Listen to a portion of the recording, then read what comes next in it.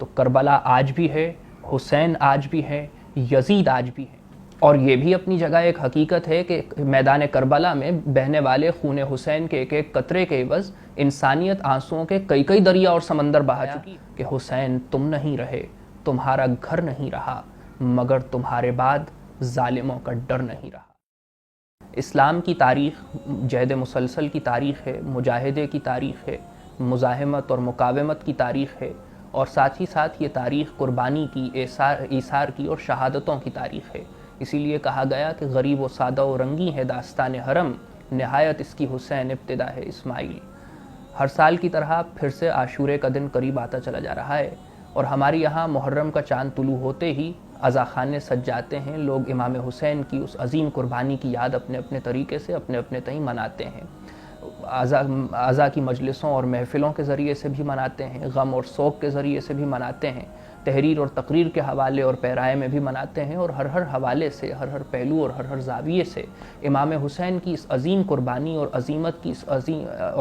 کی اس داستان پر ہمہ پہلو روشنی ڈالی جاتی ہے، اور شاید ہی اس عظیم کارنامے کا اور تاریخ کے اس عظیم باب کا کوئی پہلو ایسا بچا ہو کہ جس کے حوالے سے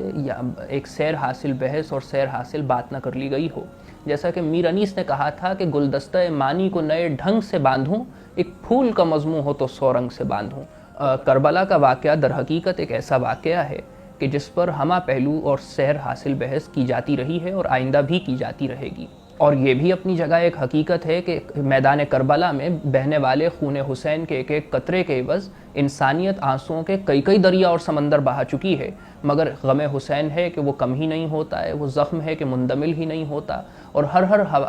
ہر سال ایک نئے عزم سے، ایک نئے حوصلے سے، ایک نئے جذبے سے، ایک نئے ولولے سے دوبارہ از سر نو اس غم کو تازہ کیا جاتا ہے، اس داستان کو دوبارہ سے لوگوں کے سامنے لایا جاتا ہے، اور کربلا کے حوالے سے کچھ کرنے اور کر دکھانے کے اعتبار سے لوگ اپنے عزم میں اضافہ کرتے ہیں۔ مگر جیسا کہ ابن خلدون نے کہا تھا کہ تاریخ میں جو واقعہ جتنی زیادہ شہرت کا حامل ہوگا، جو واقعہ جتنا زیادہ مشہور ہوگا، اس میں اتنی زیادہ جھوٹ کی آمیزش بڑھتی چلی جائے گی، اس کی حیثیت حقیقت سے زیادہ ایک افسانے اور داستان کی سی بنتی چلی جائے گی، اور اس کی اس افسانوی اور اساطیری حیثیت کی وجہ سے اس میں حقیقت کا کانٹینٹ کم سے کم تر ہوتا چلا جائے گا۔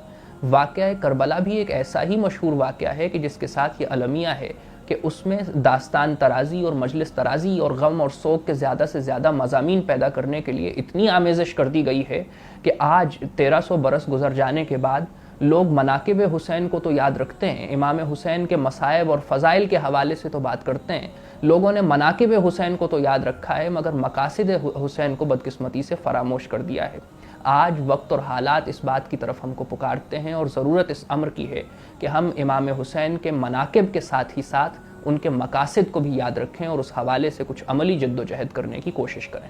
اس حوالے سے ہمیں یہ سوچنا چاہیے کہ آخر وہ کیا مقاصد تھے کہ جن کے تحت اور جن کی وجہ سے امام حسین نے اپنے خانوادے کے ہمراہ اتنی بڑی قربانی دینے سے بھی دریغ نہیں کیا۔ اس حوالے سے ہمیں یہ سمجھنا چاہیے اور ہمیں یہ سمجھانا چاہیے کہ اسلام محض ایک مذہب نہیں ہے بلکہ ایک دین ہے، محض چند عبادات کا اور رسوم و رواج کا اور چند ریچولز کا مجموعہ نہیں ہے، بلکہ اسلام ایک سیاسی اور معاشی اور معاشرتی نظام کا نام ہے کہ جو اس دنیا پر اپنا قیام اور غلبہ چاہتا ہے۔ امام حسین کی یہ جد و جہد در حقیقت اسلام کے اسی نظام کے قیام کی جد و جہد کا ایک حوالہ اور ایک عنوان تھا۔ یزید کے برسر اقتدار آ جانے کے نتیجے میں اسلام کے سیاسی نظام میں در حقیقت ایک رخنہ پیدا ہو گیا تھا، اس کی چولیں لرزنے لگی تھیں، اس کی بنیادیں دہل رہی تھیں۔ اسلام کے سیاسی نظام، اسلام کے پولیٹیکل سسٹم کی اٹھتی ہوئی سیدھی دیوار میں وہ ٹیڑھی اینٹ رکھی جا رہی تھی کہ جس کے نتیجے میں پوری دیوار میں ایک کج اور ٹیڑھ پیدا ہو رہا تھا، اور امام حسین نے اپنی قربانی اور اپنی شہادت کے نتیجے میں دنیا پر اس ٹیڑھ کو اور اس کج کو واضح کیا کہ تاکہ قیامت تک فرق واضح ہو جائے اور لوگ حق اور باطل میں تفریق کر سکیں، اور لوگوں کو یہ معلوم ہو سکے کہ اسلام کا سیاسی نظام در حقیقت ہے کیا، اس کی بنیادیں، اس کی مبادیات اور اس کی اساس اور اس کے فنڈامنٹلز کیا ہیں کہ جن کے تحت وہ نظام آگے بڑھتا ہے اور اس نظام کا قیام عمل میں آتا ہے۔ اسلام در حقیقت اپنے سیاسی نظام کی بنیاد وَأَمْرُهُمْ شُورَى بَيْنَهُمْ پر رکھتا ہے، اسی لیے فرمایا گیا وعد اللہ الذین آمنوا وعملوا الصالحات لیستخلفنہم فی الارض، یعنی اللہ ایمان لانے والوں کو زمین کی خلافت عطا کرتا ہے، اللہ تعالیٰ نے انسان کو دنیا میں اپنا نائب اور خلیفہ بنا کر کے بھیجا ہے، اور تمام مسلمان اللہ تعالیٰ کے نائب ہیں، اللہ تعالیٰ کے خلیفہ ہیں، اور تمام مسلمانوں کو یکساں طور پر، مساوی طور پر، برابر طور پر خلافت کا حق حاصل ہے۔ اور یہ مسلمان اپنی آزاد رائے کے ذریعے سے، اپنی مرضی کے نتیجے میں، اپنی آزاد رائے اور مرضی کے نتیجے میں خلافت کا یہ حق اپنے منتخب نمائندوں کو تفویض کرتے ہیں۔ یزید کے برسر قدرت اور برسر اقتدار اور برسر مسند آ جانے کے نتیجے میں عوام کا یہ آزادانہ حق کے اختیار، آزادانہ حق کے انتخاب اور ان کی یہ آزادی رائے یہ سلب ہو گئی تھی، اور یزید بندوں پر بندوں کا خدا بن کر کے بیٹھ گیا تھا، اور اس کے نتیجے میں بندوں پر بندوں کی خدائی مسلط ہو گئی تھی۔ اور اسلام کا جو تصور حاکمیت اور تصور سیاست اور اسلام کا جو سیاسی نظام ہے کہ اللہ کی حاکمیت اعلیٰ کو تسلیم کرتے ہوئے اللہ کی خلافت تمام مسلمانوں کا مشترک ورثہ ہے کہ جو وہ اپنی آزاد رائے اور مرضی کے نتیجے میں اپنے منتخب نمائندوں کو تفویض کرتے ہیں اور ان میں سے ایک خلیفہ یا حکمران منتخب کرتے ہیں۔ اس بنیادی اصول پر ضرب پڑ رہی تھی کہ اسی برائی کی زد سے اسلام کے سیاسی نظام کو بچانے کے لیے امام حسین نے نہ صرف یہ کہ اپنی ذات کی قربانی دی اور سر دشت کربلا، سر مقتل حق اور صداقت کی شہادت دی، اور رہتی دنیا تک کے لیے یہ مثال قائم کر دی اور دنیا پر یہ واضح اور دو ٹوک اور عیاں کر دیا کہ اسلام کا سیاسی نظام در حقیقت ہے کیا، اور اس میں کسی قسم کے رخنے کو، کسی قسم کی کج کو، کسی قسم کی ٹیڑھ کو، کسی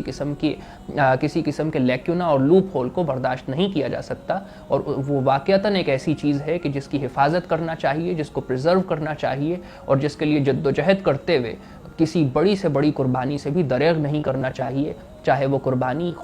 ہماری خود کی جان کی اور ہمارے خاندان اور آل اولاد ہی کی کیوں نہ ہو۔ کربلا نے ہماری یہاں ایک اور پیچیدگی کو بھی حل کیا کہ جو آج ہمارے کانٹیکسٹ میں بہت ریلیونٹ ہے۔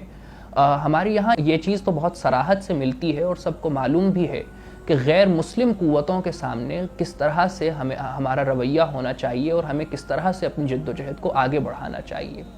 لیکن یہ کہ جب دوسری مد مقابل بھی مسلمان ہوں اور مسلمان حکومتیں ہی سامنے ہوں اور وہ تمام وہ کام کر رہی ہوں کہ جو در حقیقت باطل کے کرنے کے کام ہوتے ہیں، تو ایسے میں ایک مسلمان کی ذمہ داری کیا ہے اور ایک مسلمان کس طرح سے اپنی جد و جہد کو آگے بڑھا سکتا ہے اور کس طرح سے ان کے مقابلے میں قیام کر سکتا ہے، مقاومت کر سکتا ہے، مزاحمت کر سکتا ہے، جد و جہد کر سکتا ہے، اور کس طرح اس نظام کو کہ جو خود اس کے اپنے بظاہر کلمہ گو مسلمانوں کی طرف سے قائم کیا گیا ہے، اس کے مقابلے میں آواز بلند کر سکتا ہے، صدا بلند کر سکتا ہے، اور اسلام کے حقیقی نظام کے قیام کی جد و جہد کو مسلمان معاشروں میں مسلمان حکومتوں کے زیر سایہ کس طرح سے آگے بڑھایا جا سکتا ہے۔ تو قیام حسین، حماسہ حسین، کربلا ایک بہت عمدہ رہنمائی اس حوالے سے ہم کو فراہم کرتا ہے کہ جب بظاہر مسلمانوں کی حکومت قائم ہو کہ جو خود کو کلمہ گو کہتے ہوں، جو دیکھنے میں مسلمانوں جیسے ہی دکھائی دیتے ہوں، جو نمازیں بھی پڑھتے ہوں، جو زکوٰۃ اور روزے اور حج اور زکوٰۃ کا اہتمام بھی کرتے ہوں،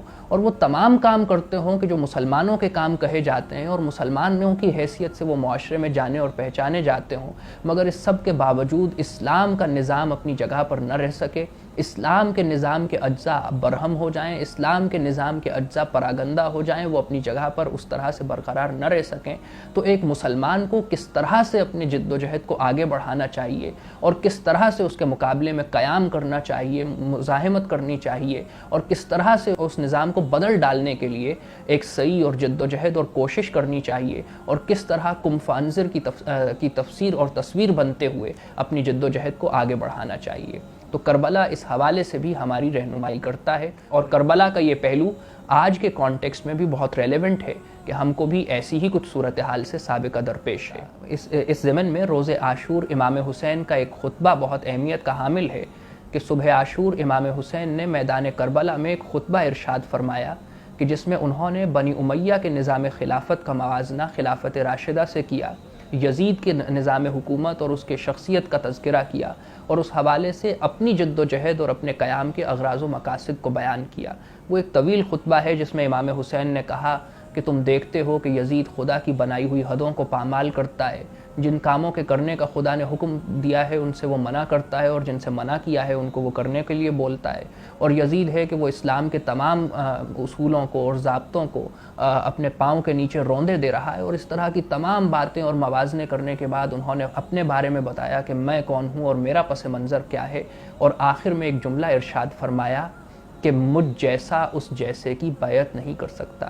امام حسین کے اس جملے میں کمال کی فصاحت ہے کہ جس نے اس جملے کو قیامت تک کے لیے ایک دوام بخشا ہے۔ امام حسین نے یہ نہیں کہا کہ میں یزید کی بیعت نہیں کر سکتا، بلکہ انہوں نے یہ کہا کہ مجھ جیسا اس جیسے کی بیعت نہیں کر سکتا۔ گویا امام حسین یہ کہہ رہے تھے کہ تا صبح قیامت کچھ مجھ جیسے ہوں گے، کچھ اس جیسے ہوں گے، اور جو مجھ جیسے ہوں گے وہ کبھی اس جیسوں کی بیعت پر رضامند نہیں ہوں گے۔ جو مجھ جیسے ہوں گے، جو اسلام کے نظام کے قیام کی جد و جہد کرنا چاہیں گے، وہ باطل کے کسی نظام کے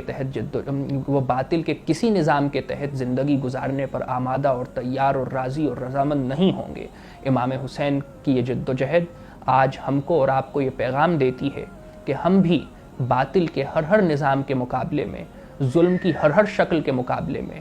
جبر اور جور اور ستم اور استبداد کے ہر طریقے کے مقابلے میں ایک قیام، ایک مقاومت، ایک مزاحمت کی تصویر بن جائیں، جد و جہد کا پیکر بن جائیں، اور اسلام کے پولیٹیکل، سوشو اکنامک سسٹم کو دنیا پر باقاعدہ امپلیمنٹ کرنے کے لیے اور اس کے نفاذ کے لیے جد و جہد ہی کو اپنی زندگی کا شعار بنا لیں، اور اس ضمن میں، اس جد و جہد میں، اس راستے میں